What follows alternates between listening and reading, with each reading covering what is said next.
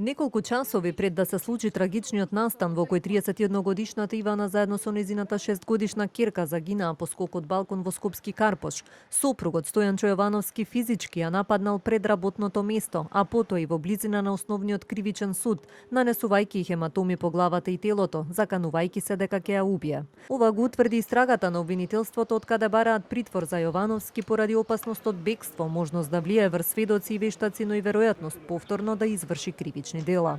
На критичниот ден предходеле неколку настани, а сомничениот најпрво се заканувал и започнал да ја удира оштетената во близина на незиното работно место. Потоа, додека со автомобил управуван од трето лице се возеле кон основниот кривичен суд Скопје, продолжил да и се заканува дека ќе ја убие, со што предизвикал кај неа чувство на страф и несигурност.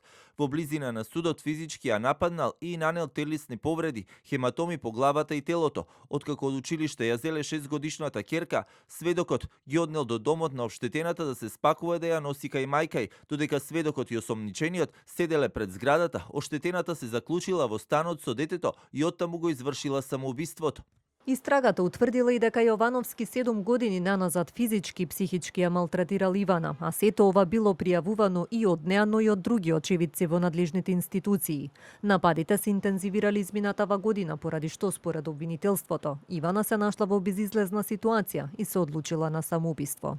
Од кривичната пријава, како и од дополнително прибавените докази, произлегува дека во периодот од 2019 година па се до 2 март, кога оштетената сега почината, Ивана Јовановска донела одлука да си го одземе животот, осомничениот незиниот сопруг со кој била во бракоразводна постапка, во повеќе наврат и во континуитет физички и психички ја малтретирал, постојано ја навредувал, ја тепал, ја понижувал и нанесувал видливи повреди во целото тело. Овие настани сега починатата, но и очевидци и други сведоци ги пријавувале во надлежните институции. Врз основа на обезбедените докази досега на Јовановски му се ставаат на товар неколку кривични дела кои се гонат по скратена постапка. Тој е осомничен за наведување на самоубиство, нанесување на телесни повреди и загрозување на сигурноста.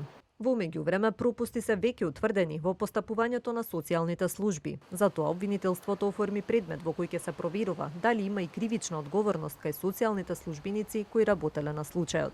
Се уште се чека на Министерството за внатрешни работи, кое треба да утврди дали и какви пропусти има во постапувањето на полицијата, која добила пријава неколку часа пред да се случи трагедијата, но по повлекувањето на пријавата од страна на Ивана се повлекли полициските службеници.